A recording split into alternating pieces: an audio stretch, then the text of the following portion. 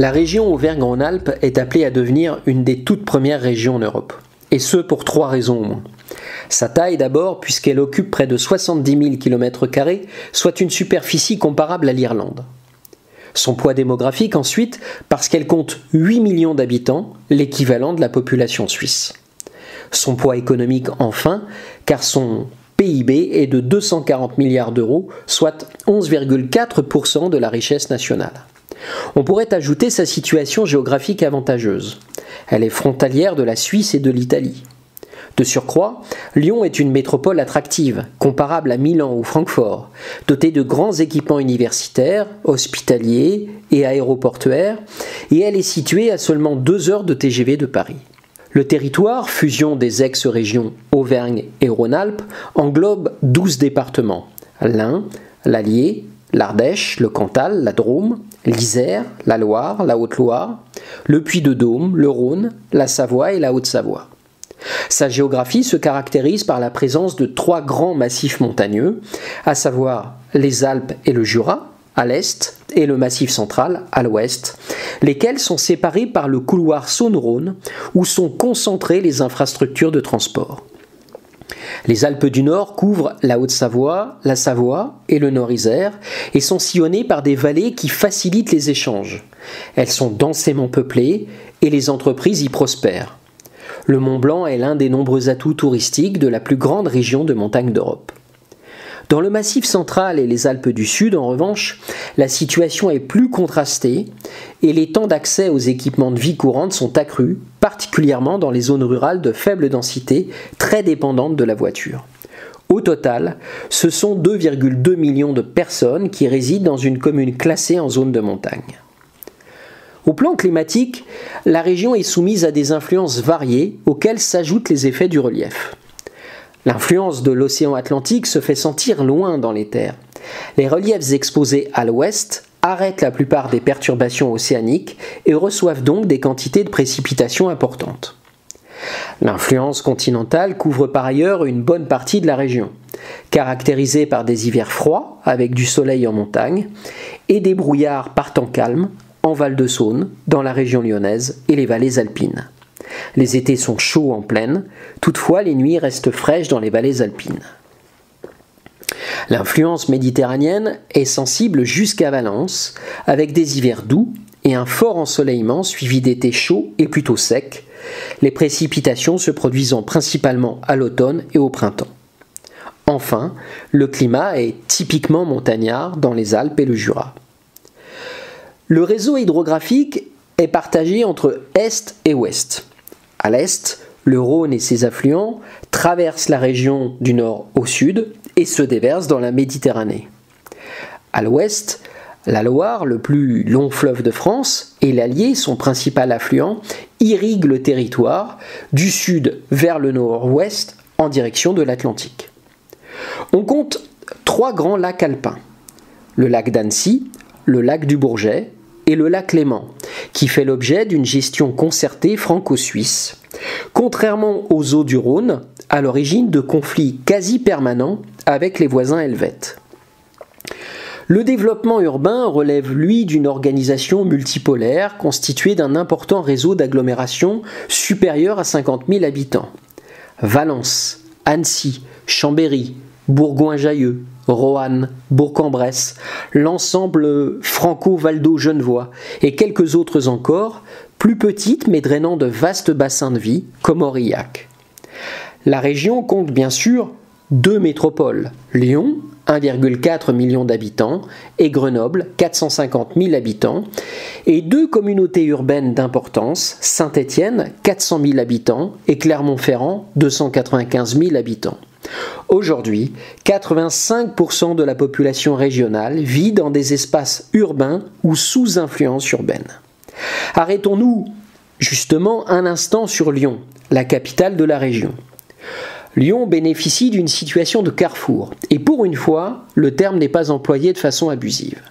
L'importance des flux qui traversent la ville est visible à travers l'étoile autoroutière.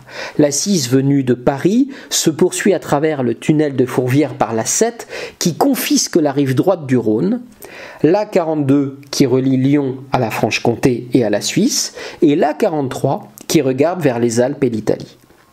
Le corridor ferroviaire traverse la ville du nord au sud en passant par le grand nœud de la Pardieu qui voit passer 30 millions de voyageurs chaque année. Une branche rejoint la gare historique de Perrache au sud de la presqu'île entre Rhône et Saône. Ce carrefour fonctionne à l'échelle métropolitaine, nationale mais aussi européenne, ce qui ne manque pas de provoquer des saturations. La Pardieu et Perrache sont d'ailleurs toutes deux actuellement en travaux. Le site de la Confluence est aussi l'objet d'une vaste opération d'urbanisme amorcée voici 20 ans déjà. Elle consiste à réinvestir une zone industrielle-portuaire vieillissante de façon à étendre le centre-ville vers le sud. Ce projet urbain symbolise la rencontre du Rhône et de la Saône.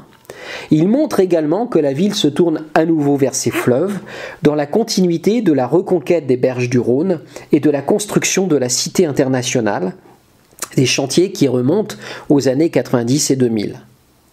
Pour tirer parti du carrefour lyonnais, il a fallu l'adapter aux contraintes des cours d'eau et des pentes soulignées par des lanières boisées. Le site primitif antique se situe à Fourvière, dans la petite boucle de la Saône. L'oppidum dominait le port de Saône. Le site n'a ensuite cessé de se déplacer vers l'est. Les rives de Saône sont habitées au Moyen Âge. Puis la presqu'île est bâtie à l'époque classique autour de la place Bellecour, place royale, monumentale, rectangulaire. Les zones inondables de la Confluence et de la plaine alluviale en rive gauche du Rhône sont conquises à partir de la fin du XVIIIe siècle et le Rhône est peu à peu corseté par des quais maçonnés puis des murettes anti-crues. L'extension de l'agglomération se poursuit à l'ère industrielle dans la plaine de l'Est par une nappe urbaine continue qui comprend Villeurbanne puis Vaux-en-Velin au nord-est et Bron à l'est. Le cloisonnement du relief à l'ouest explique l'extension dissymétrique du tissu urbain. Aujourd'hui, les friches industrielles historiques de la périphérie ont presque toutes été densifiées. Et les grands ensembles construits dans les années 60 ont été rénovés et sont mieux desservis. Dans ces banlieues, toutefois, la violence ressurgit et elle est particulièrement complexe à gérer pour les pouvoirs publics. Reste que le classement du centre historique de la ville par l'UNESCO au titre du patrimoine mondial en 1998 témoigne, s'il le fallait, du rôle central et historique de Lyon tant au plan commercial qu'au plan urbain et religieux. Mais revenons à la région. C'est notamment la deuxième région la plus peuplée de France. À titre de comparaison, elle est plus peuplée que 13 des 27 pays de l'Union européenne.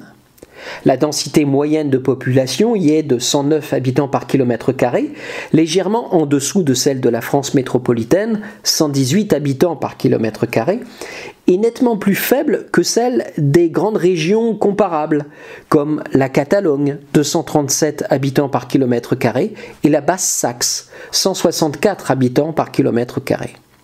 Au sein même de la région, les densités, comme souvent, varient beaucoup. On compte 25 habitants par kilomètre carré dans le Cantal et 170 dans le Rhône. Les espaces de faible densité sont essentiellement des territoires de haute et moyenne montagne pour le secteur alpin et des espaces ruraux isolés en basse et moyenne montagne dans le Massif central. Les territoires les plus reculés accusent une déprise démographique conduisant à la désertification de certains secteurs. Accès difficile aux soins et aux services publics, fractures numériques, chômage, fermeture de classes rendent la vie des habitants peu commode. Les secteurs de forte densité sont situés dans les plaines et dans les vallées. C'est là que l'habitat, les zones d'activité, les zones commerciales, l'industrie et l'agriculture se disputent le foncier encore non bâti. L'Est lyonnais, zone de grande culture bordée par la rivière d'Ain et en proie à un processus de périurbanisation désordonnée, en est un bon exemple. De façon générale, les principales agglomérations voient leurs habitants quitter les centres urbains pour les communes limitrophes, périurbaines, plus ou moins lointaines, et bénéficiant d'une bonne desserte le long des grands axes de communication. Périurbanisation et rurbanisation, outre qu'ils ont tendance à produire une France moche, exposent de fait les populations au risque d'inondation. Il y a aussi des risques technologiques et industriels, dans l'environnement du couloir de la chimie, en aval de Lyon par exemple. À ce sujet, quel avenir les pouvoirs publics réservent-ils à ce territoire appelé à muter dans les prochaines décennies ? Que vont devenir Solèze, Fézin ou encore Pierre-Bénite ? Venons-en au portrait économique du territoire. La région représente 12% de la population active française, héberge 12% des entreprises et 12% des salariés. Elle accueille plus de 770 000 entreprises et se distingue en raison d'un tissu particulièrement dense de petites entreprises, en particulier en Auvergne. Il y a ceci dit de très grandes entreprises, y compris en Auvergne, à commencer par les familiales Michelin à Clermont et Casino à Saint-Étienne. La région compte au total 11 entreprises de plus de 2000 salariés. Parmi elles, Sanofi Pasteur à Marcy-l'Étoile, Renault Trucks à Saint-Priest et Vénissieux et ST Microelectronics à Crolles. Ces entreprises génèrent de nombreux emplois locaux par sous-traitance dans les TPE et les PME alentours. 50% des emplois sont localisés dans les 4 bassins de Lyon, Grenoble, Clermont-Ferrand et Saint-Étienne. Il s'agit principalement d'emplois tertiaires liés aux fonctions métropolitaines de ces centres urbains. Par conséquent, les grandes métropoles de la région et la proximité de Genève attirent de nombreux actifs. Le taux d'emploi dans la région est ainsi supérieur à celui de la France métropolitaine. L'industrie, l'économie résidentielle et les fonctions métropolitaines précisément constituent les 2 autres piliers de son économie. Le niveau de formation des jeunes y est plutôt élevé et les centres d'enseignement supérieur sont nombreux. Clermont, Saint-Étienne, Grenoble et Lyon bien sûr. Toutefois, à mesure que l'on s'éloigne des grandes agglomérations, la proportion de jeunes qui ne sont ni en emploi ni en études augmente. Le taux de chômage est de 7,9% en 2020. Il est très bas dans le Cantal, 5% seulement, et dans les départements frontaliers, comme l'Ain, 6,1%. A l'inverse, il est élevé dans l'Allier, 9,1%, et il est de 9,3% dans l'Ardèche et dans la Drôme. Concernant l'agriculture, le potentiel de production est en hausse de 20% en 25 ans, s'appuyant sur une diversité extrême d'espaces et la recherche de produits de qualité.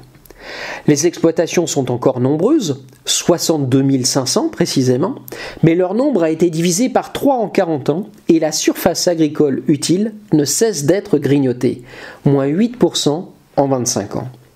L'activité industrielle, on l'a compris, repose sur la plupart des secteurs clés vus dans les autres régions. Industrie agroalimentaire, chimique et pharmaceutique, sidérurgie, électronique, plastique et textile, sans oublier le pneu avec Michelin. La région Auvergne-Rhône-Alpes compte 15 pôles de compétitivité et cultive une certaine tradition bancaire et d'ingénierie. Chacun a entendu parler du Crédit Lyonnais et de la Lyonnaise des Eaux. C'est enfin la 2e région touristique française après l'Île-de-France, grâce à la montagne. Laquelle montagne cherche depuis une dizaine d'années à anticiper les effets du réchauffement climatique sur l'enneigement en misant sur un tourisme des 4 saisons. Pour finir, j'insisterai sur l'importance stratégique de la région au plan énergétique, avec une production supérieure à 110 000 gigawatts. Elle produit à elle seule près du quart de la production nationale. L'essentiel de cette production est issu du nucléaire, grâce aux 14 des 58 réacteurs français répartis sur 4 sites, Bugey, Cruas, Tricastin et Saint-Alban.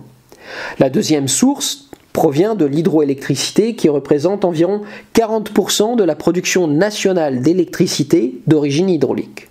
Le reste de la production est issu des centrales thermiques à combustion fossile et des éoliennes. Grâce à l'ensemble de ces atouts, la région est déjà l'une des plus compétitives d'Europe occidentale.